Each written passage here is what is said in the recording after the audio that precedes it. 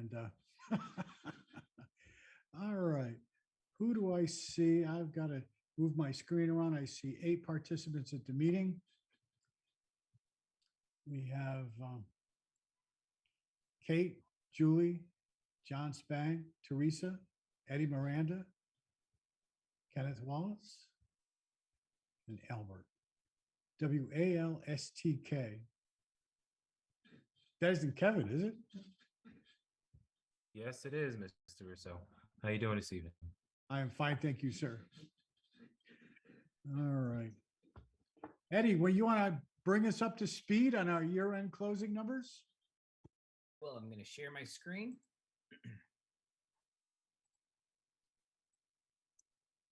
Can everyone see that?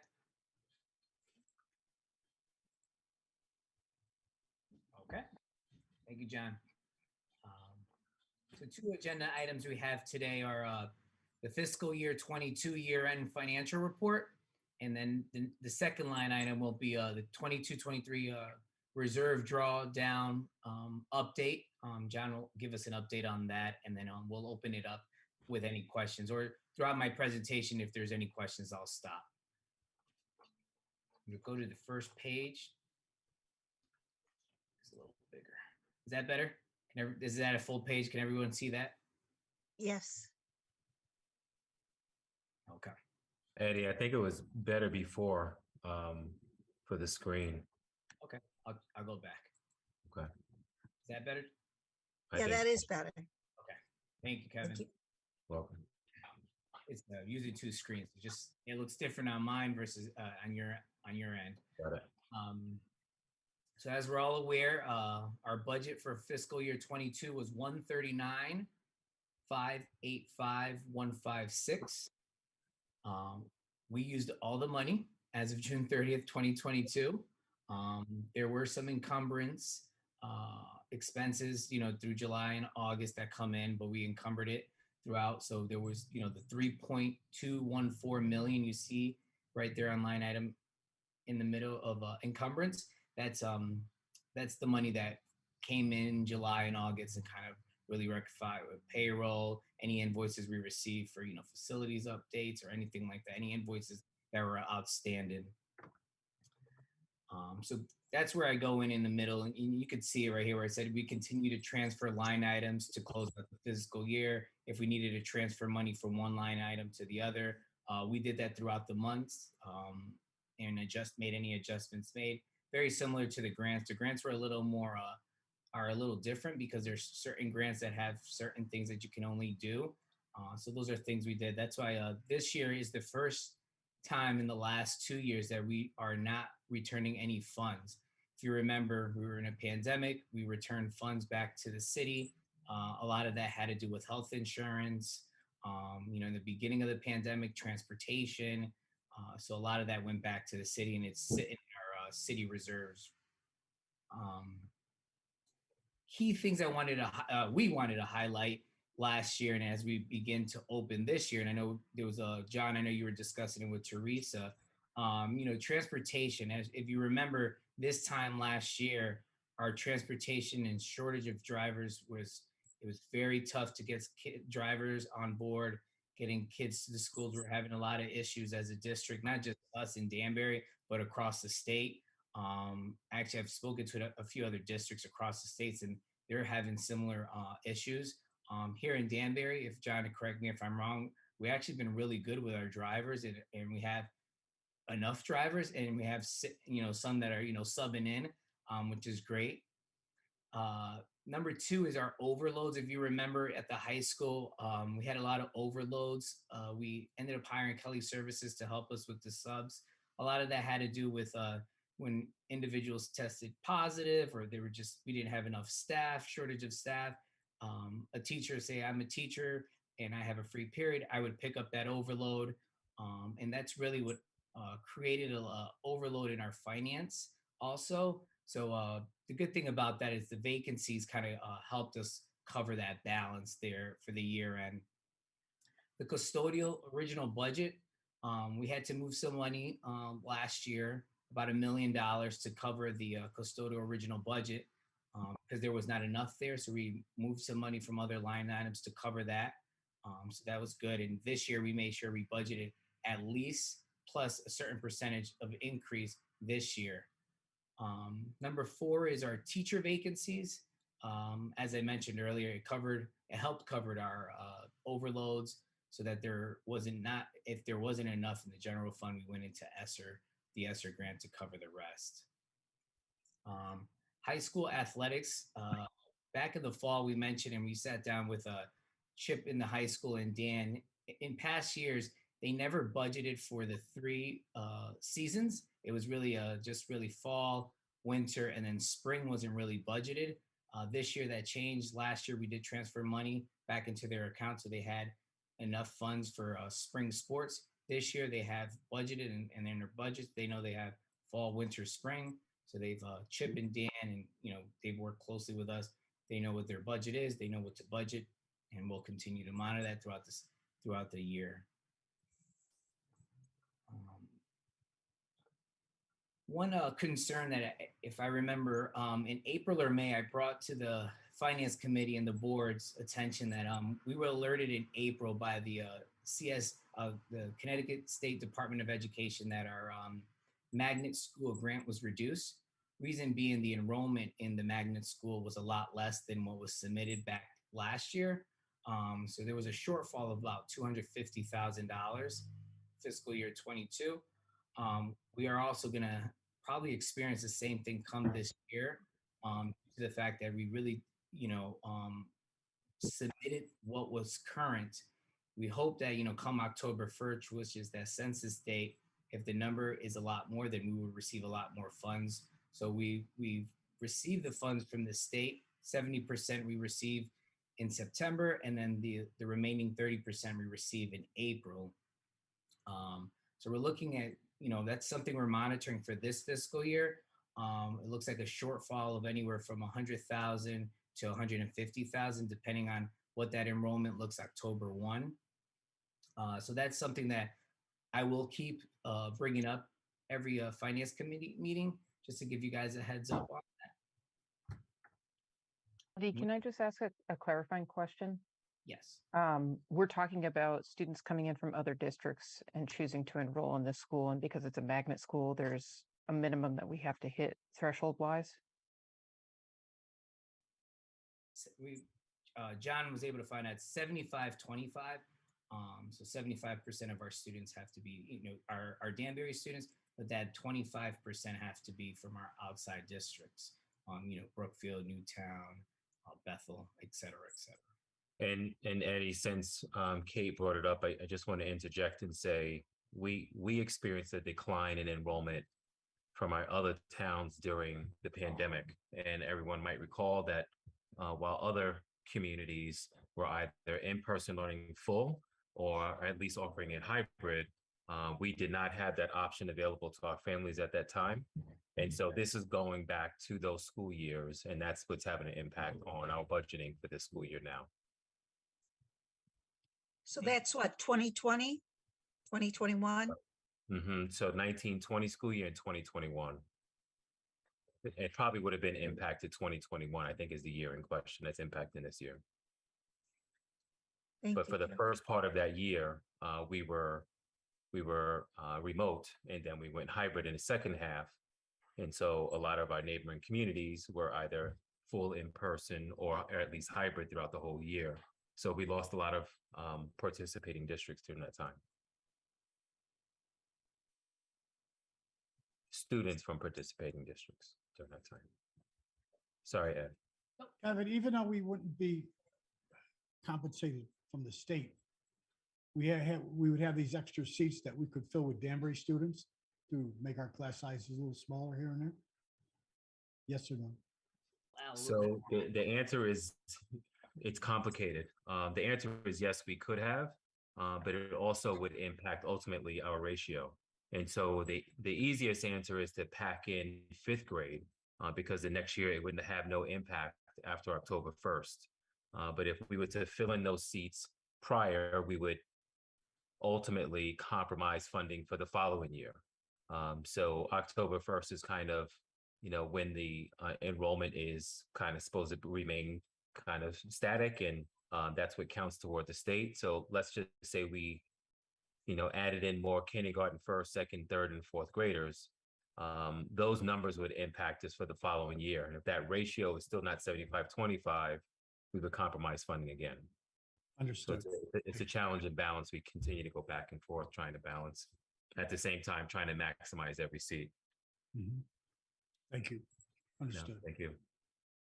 Just to let the committee know, we as a district have we've been brainstorming, especially the last few months, on what we plan on doing. Are we changing the theme of the magnet school? Something to draw the attention. Our chief of schools, Chris Roach, who was the principal at AIS, is working very closely with the new principal over there to see what those needs are. What theme is what is Danbury needs right now. So to attract the outside districts to come to Danbury. So I'm going to jump right back into the financials. Scroll down here. The next 3 to 4 pages. I'm sorry, this is the summary page. This is a breakdown of your general fund, broken down by salaries, benefits, property services, purchase services, supplies. Program improvement is basically bundled up of what the financials look in the next few pages. But as you can see, our budget was 139,585. What we've expended, what was encumbered, and giving us a zero balance, no money going back. And then you have your grant report right here, if you guys can see this. What our grants are. This also includes, as we all are aware, our ESSER funds.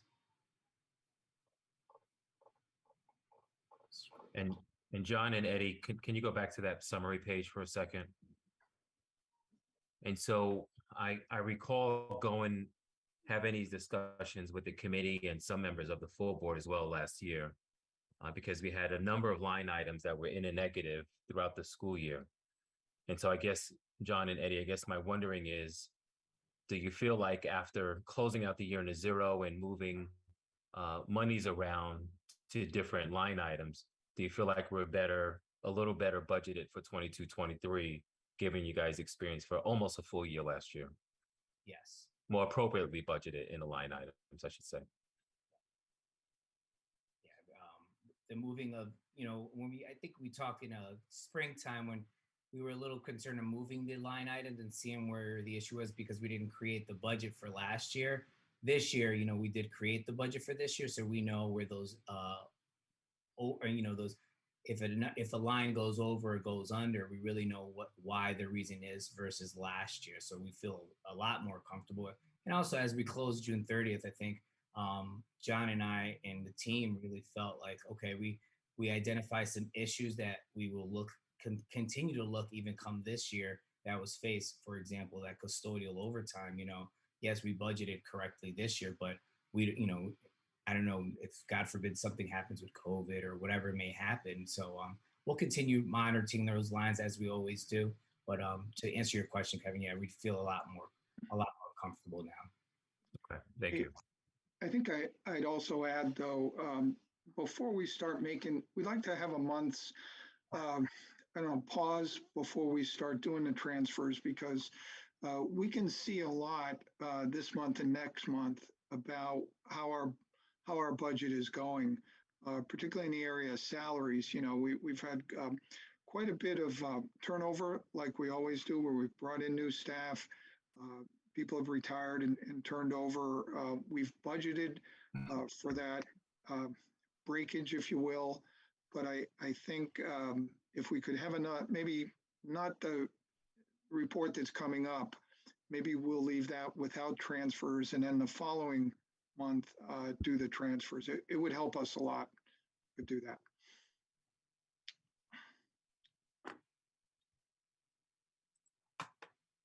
Thanks. Thank you, John. Can I ask one thing? How are we doing with the auditors? I can address that now, or we could wait till the report is finished. What's your Okay. preference? I'm sorry. Al, your speaker's Muted. off. If it pleases the group, I'd like to complete this report and then we'll take that up at the end. Unfinished business and we will address that. Thank you. Please continue, John and Eddie. Okay, May I ask a quick question? It's relevant to what we're talking about right now with the breakdown from 2022. Much like was done with the general fund summary report, where you guys are breaking it down into categories so we can see how those dollars are being spent. I wonder if we might be able to, and I don't know if it's possible because I know the grants have very specific purposes. If we could do a similar sort of thing with the grants to sort of see how the grant money is being spent in the district. Okay, that is something we can do. Very similar to the general fund. I'll sit down with John and Kevin and create something very similar to the general fund and see if that's because what you're looking for is let's use Alliance. Really, out of Alliance, how much is going into salaries, benefits, et cetera, correct? And that's for each grant. Thank you. Although I would be okay with just an overall picture, Eddie. If you guys are able to provide specifics for the Alliance grant, because I know that's one of the larger ones, that's wonderful. But just even a general sense of how those grants are going out would be really helpful. Thank you. Okay, no problem. So as I mentioned, the next 3 to 4 pages are your general fund, line item by line item. Your salaries, you have your assistant principal, supervisors, social workers, custodial staff. The first page is really salaries. As we go into the second page, we jump right into salary stops right about here, where you see employee benefits, which is it's marked Social Security, but it's a health insurance. Then you have your life insurance, dental. These 4 bundle up. Oops, sorry. Into your 200 lines. Then it goes into your 300 lines. But as you can tell, prior to say 6 months ago, we've seen that we budgeted correctly. What was it year-to-date expenditures? What's remaining encumbrance? And then the balance.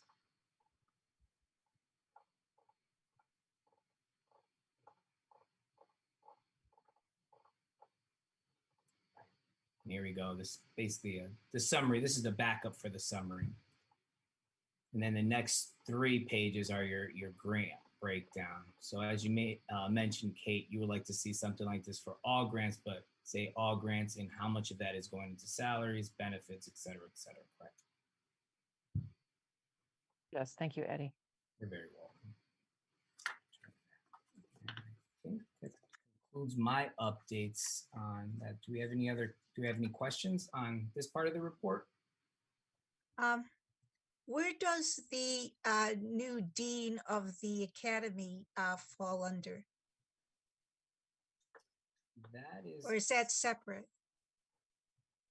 Eddie, I could answer that. Of course, this is the 21-22 school year, but for the year coming up, it will be in the ESSER 3, and that's at grant number 37. Okay, thank you. And just to back off of John, like the director of academy, you said, correct, Teresa? Yeah. Yeah. So his name is Dean, actually, Brenton Dean. But he began in July, I think, right after the July 4th weekend. That's when he began. So, like John mentioned, it'll be for this fiscal year. Thank you. Mm-hmm. Any other questions? Just a quick, I guess, observation. I'm wondering if, and I see everything's zeroed out, which is very good. It's unusual for us to finish right at 0. So I'm just wondering, were there any was there any overage that we had to borrow and bring into this year's budget, or did we have, even like a dollar left over or anything, or did it just line up the way that it lined up for us this year? Oh, Ed, Yeah. okay. Well, Kate, the fact that everything's zero, I think those are the instructions we received from you and the committee. The preference was not to see pluses and minuses throughout the year. That's what we were just talking about. That's the exact point I asked if we could have some time before we started doing that again.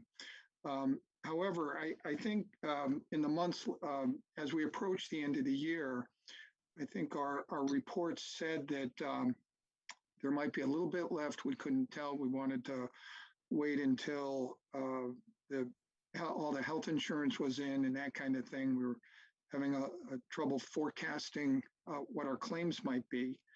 And let me point out too that there are still bills that haven't come in yet, or there's something wrong with them, or products and services that haven't come in yet. So we will continue. Let's say we had a purchase order for $1,000, and it's in those encumbrances. We may get a bill next week that's for 900 that closes it out. Maybe there's a back order that they can't fill or something like that. So this number could change a little bit right up until when the auditors come in November.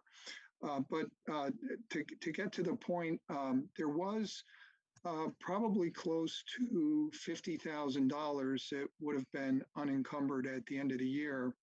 But we do have a problem, or at the high school, we had one of our classrooms that needed to have some chemicals removed. It's an expensive process to dispose of those. We had budgeted that, if you remember, in the facilities projects, but that's a line item we took a cut in. So we decided to use the money to get the chemicals out of the high school, and then we wouldn't have to worry about the cut either. So that was a year-end a decision that was made. Okay, thanks, John. I figured that there were some things outstanding, and that's why I was asking that. So Yeah. thank you. And we know enough, though. Nothing's going to change much by now. As we get to the end of September, most of the bills have been paid. Most of them were paid in July and August, and there's a few that come in, but it wouldn't materially change anything at all at this point. So small. John, just a quick question about the 150K shortfall because of our some communities not fully returning to our magnet schools. How do we make that up? Made it through other grants. We found we had a school priority grant. We spread it out different places where it could be permissible, but none of it went into the general fund at all. There wasn't enough there to absorb it. It didn't have many Oh, choices. we took care of it with grants. We did, yes. All right, thank you. Any other questions? I'm certainly interested in the 22-23 reserve drawdown update.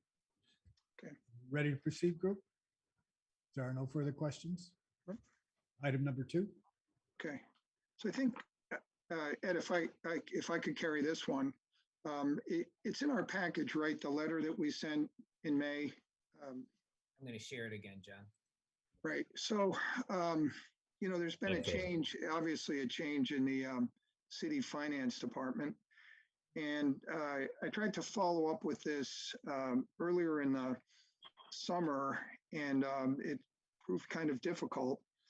But about 10 days ago, I met with Dan Garrick, the interim finance director. I went over to his office, sat down to talk about this. And, I said, we'd like an answer.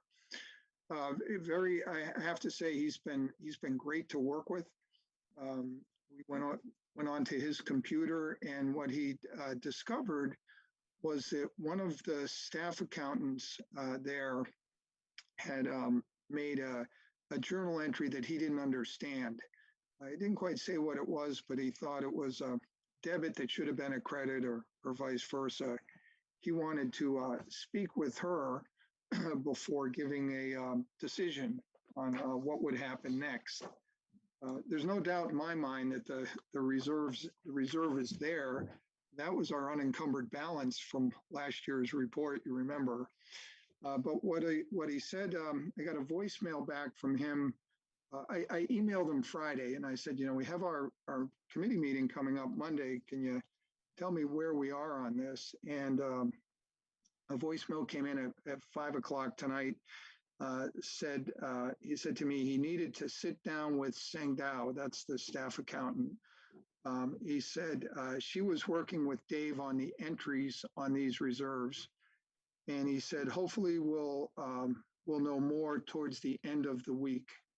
So what I'd like to do is maybe follow up with him again before our regular board meeting Wednesday and see if there's anything new there. But those were his words as of 5 o'clock today. Definitely follow up with him.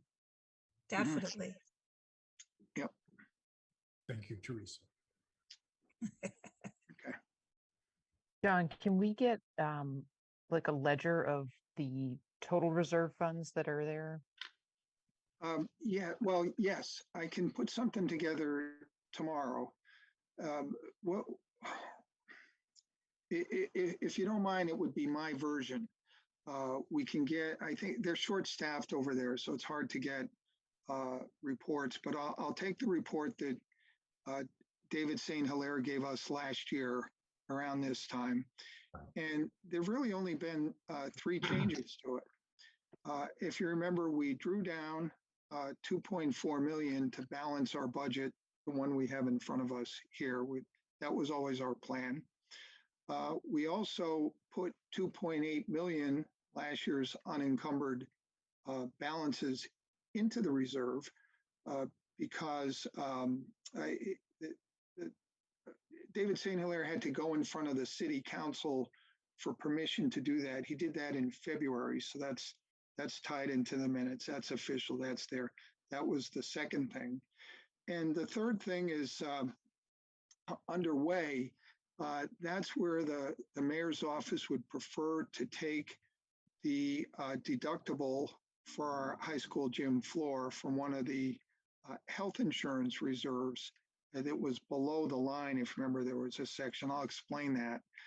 But other than that, there've been nothing else has happened to the report we got a year ago. So I'll put that together. That would be great. Thank you, John. So, sorry. Question about that. So it's coming out of our deductible reserve or insurance reserve for the Yes. floor? Yes. So it's not coming from the city. No. Told you, Al. But it's a city building, John, right? The Board of Education does not own the structure. You will not get any argument from us, Mr. Russo. Okay. I agree. It just blows my mind. I think when we met with them in the summer, we had to get the project going. It didn't seem wise to try and debate it. It seemed better to get the money and hire the contractor. So Right.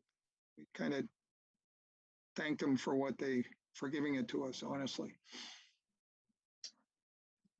Well, say that again. Thank us for giving us. Well, our- I was pleased that we got the money because otherwise we couldn't have started fixing the floor. We Okay. didn't have, we had to encumber it against our school budget. And we didn't have $250,000 extra to do that. Understood. Mm. Teresa, go ahead. Anything else, Teresa? Just wanted to know where we are on the auditors. Okay, so also from Dan this afternoon, I had emailed him about this Friday as well. And what he and I like to keep saying this, so excuse me for being repetitive, but this is not a school audit by any means. What we're talking about is the city's financial report. It's 200 pages long. It's available on their website. It's prepared by the city finance department. Here's what he said. He said he's meeting Thursday with the auditors.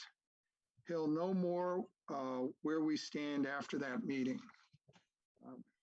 Surprised me a little bit that it wasn't more on someone's front burner, but that was his message today. Was the increase in this forensic audit brought to the front burner after we had a change in personnel up in finance? They haven't said anything to us at all officially. Okay. I just don't know. We should, I was hoping we'd have our 21-22 audit well underway by now. It hasn't started. And But last year's audit was never completed. correct. That's the one they're going to talk about Thursday, the 2021 audit. I would say, though, back on July 14th, the city did go out and sell bonds and to raise money for Cardis. They and other things. They had a bond issue of $120 million. 72 million is for Cardis, and that's I imagine to close the sale. Another 32 million was to update the sewer plant, and then 16 million for other needs. So the fact that the report is not finished did not prevent them from raising money for the Cardis purchase. Now, 72 million is not 200 million, but remember the state of Connecticut's going to pay 80% of the construction and all that. So they don't need the whole amount. But maybe they're planning to go into the market again later. I'm not sure, but that happened July 14th. All right, so even though we had a bond issue for 208 million, Right. we're taking into consider the number of bonds we're selling, we're taking into consideration our estimated cost coming out of the city of Danbury pocket and not the total amount of the deal. Well, I'd like them to say that. That was the only reason I could think of that they wouldn't sell bonds for the whole thing with interest rates rising, but they must have had their reasons. Maybe they're going to finance some of it internally on a pay-as-you-go plan. I'm not sure. But when you sell bonds and there's a prospectus or an official statement. And in that statement, particularly on the municipal side, you have to say what the projects are. They have to be tax exempt. So it was very clear of the 200 million that 72 million was for Cardis, 32 was for the sewer plant. You can see right there the purposes that they raised the money for. So Okay. Thank I you. could ask that too. It's a great question. I'll say, why is it not 150 million? Let's see what they say. It probably be more official than if it came from Yeah. a coder like me. Yep. Okay. Thank you. Appreciate that, sir. Yep. Any other questions? All right. So we are up to date in our concerns or our questions on where the audit stands. Again, still a work in progress. And it's my understanding, correct me if I'm wrong, John, that this is, all right, just not a BOE or board district all. audit. This is a complete city audit that Oh, is yeah. being initiated. And Oh, we are yeah. just part of that. And I have to say, when we were criticized for not having things done, there were plenty of things that the city hadn't done at the same time. And I have emailed because they asked us to help them with it later. So I could share some of those with you someday. Thank you, Members, John. Teresa, Kate, any other questions? Okay. Go This ahead. is just a very general question, and it probably we're going to ask this question a lot this year. Just wondering, given that we're coming up against this financial cliff, what do we have ideas that we're floating around about how we're going to find money to bring into the district? Are we working out plans as far as things that might be reduced? I just want to kind of get a sense of if there's some way that board members in particular can support the work that's ahead of us in this next year and in anticipation of, the year after where we're going to hit that cliff, that we're informed about that and that we're trying to move forward right away with you guys. I think, and then maybe Kevin, if I missed something, but almost all of our attention in the last month has been getting the school year up and running and getting things operating. That's where our attention needed to be, and as I was saying, I think we had a very good opening. But we're going to start the budgeting early this year, earlier than before. We had our agenda item the other night for an advisory committee because for exactly the reasons you say. So those are all of that's ready to start. And I don't know, Kevin, anything I could add to that? Or there have been no decisions yet. I can tell you that much. So we have no resolution at this point. Okay. No, we have a long journey in front of us. John was referring to I believe the committee that we brought up in discussion last Wednesday. And the idea of the committee is to begin to wrestle with the very question Kate just raised. But that committee would just be making a recommendation, one of, quite frankly, many recommendations and considerations I will be wrestling with and considering as we make a proposal to the board. But ultimately, Kate and Teresa and Al and Julie, I think this is really about finding ways to educate our parent community, our staff, our council, and our mayor's office around our needs. And so we ended the year talking about our reality moving forward, and the fact that our ESSER funds will need to be accelerated in order to cover the remainder of this school year, given the ask and the monies that we received. Next year, we are facing, I believe we had talked about a lot of staff potentially being cut, and we will have no choice but to make some really difficult decisions. But I mean, just at a first glance, we're talking about 100 positions potentially that would need to be cut from the school district. And as appreciative as we are of the $4 million that we received last year, that was it.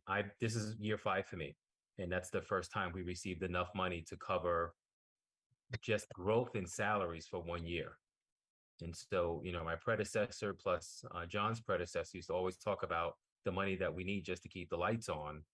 And the $4 million helped us keep the lights on for the existing salaries that we had in place. Everyone's going to have step movement. Everyone's going to make more money the following year. It's just a reality of contract negotiations. You multiply that times 2,000 plus employees, and it's around $4 million. We haven't received close to $4 million since I've been here. And coupled with the fact that we've had increased enrollment, and because of an increased enrollment, more staff that we've had to hire. And so we're dealing with all of those realities right now. And the reality is the ESSER money's really provided real relief for staffing over the last 2 years, because we would have faced this cliff prior, to the pandemic, if we did not have these monies. And so now that Hello? Kevin froze. You froze, Kevin. The thunderstorm must have hit the west side of town.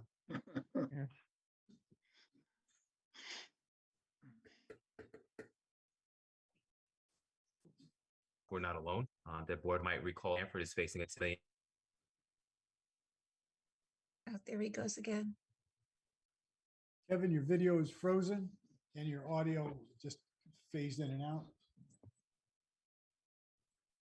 I'll try a phone call. But, no, this is difficult.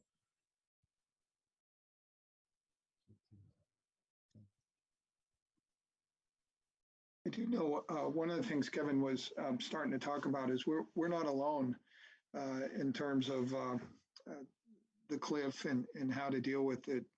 I think I read a story about the city of Stamford is almost in the same exact situation we are. And we didn't have the money that some of the other places did that had gotten ESSER money, and they were able to put their money into one-time things and infrastructure and all that, but we didn't have the base, particularly with enrollment growing. I don't know, Kevin's back, but that's our situation in a few other places like us is very different than the rest of the state, from what we gather. Especially with that enrollment, John. I think, Yeah. Danbury is very unique in that way, and that's really made things complicated for staffing. Oh, yeah, especially at Danbury High School, especially. Kevin's on, Al. He's Kevin's muted. on. You're muted, All right. Kevin. Yeah, he was frozen. Okay. Muted now. Mr. Walston, sir. I'm back. I was He's listening. back. I was listening. I left and came back in. It pushed me off. I guess Zoom didn't like what I was saying, so it froze me. I'm not sure what part I started to freeze and you didn't Last hear me. 5 minutes. Okay. Well, it was, I believe was talking about Stanford in particular, and we're not alone just in terms of the cliff that we're facing. And I believe as recently as, I don't know, maybe within the last month, you may recall seeing. Here he goes again. I think it's the weather outside. It's definitely the weather. We need it, but now it happens. We should have a Zoom meeting all the time to fill up the reservoirs. Gladys would be here tonight, but her power is out due to the storm. Hopefully she can pick up. Are we on dollar YouTube? financial cliff that you will all. Here he goes again. I just sent him a quick text and asked if he could just log in without video. It could be that there's just not enough bandwidth also for that to get through because of the storm.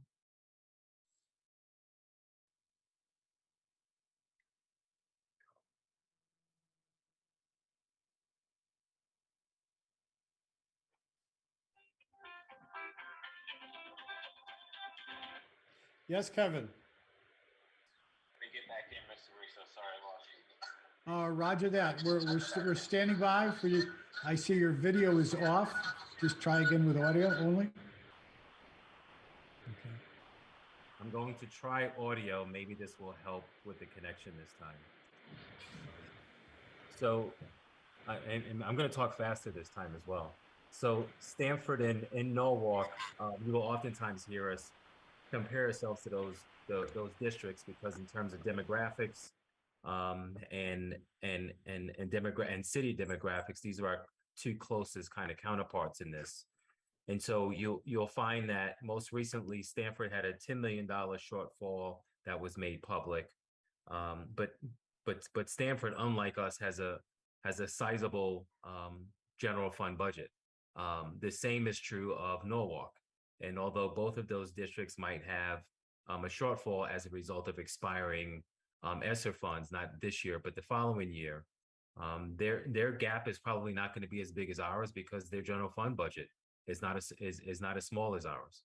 I don't know if it's Norwalk or Stanford. The last time I looked, it's close to $300 million, a $300 million budget. They have pretty much the same. I think Stanford has about $2,000 more. 2,000 students more than us, and Norwalk is about neck and neck. I believe they have about 12,000, but both of their budgets are considerably higher than ours. And I think going back to your question, Kate, it's going to be really important to us for us to kind of, I was resistant to talk about the history of funding in the district before, as we were trying to build partnership with the city, with the mayor's office, with the council. but we can't deny the fact that it's contributed to our situation right now. And so I think, what we do is we educate, and I think we have to do an even better job at educating our community and make sure folks are informed. And hopefully that will help for a different outcome this time. But short of that, and everyone on this call probably recalls from our council meetings, I was asked the question by council members, well, what do we lose if? And that, I was resistant sharing that last year because I didn't want everyone fleeing this district, particularly prematurely if they didn't have to. But next year we may not have a choice. And so I will be, we will have a committee that makes recommendations. My team and I will also be sitting, exploring what this means for the district moving forward. And certainly, those potential cuts will be part of our budget process.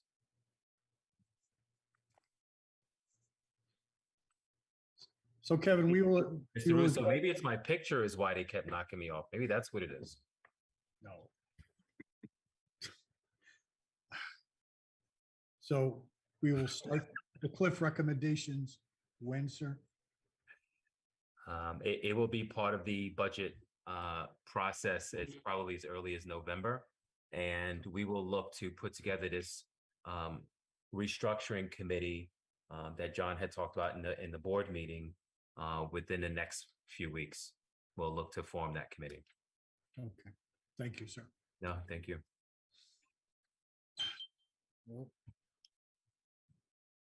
But to your question, Mr. Russo, it will be part of our budget conversations really throughout the year.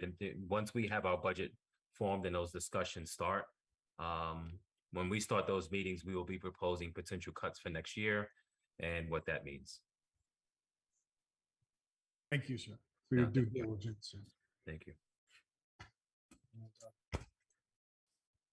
And we will start to explore when are any additional sources of revenue? Is there anything else we can explore to increase our revenue? Or do we have to wait for the state of Connecticut to step up? We have to wait for other sources to step up before we can be proactive? So we will, and I feel like we were aggressive in this effort last year, and we'll do the same this year.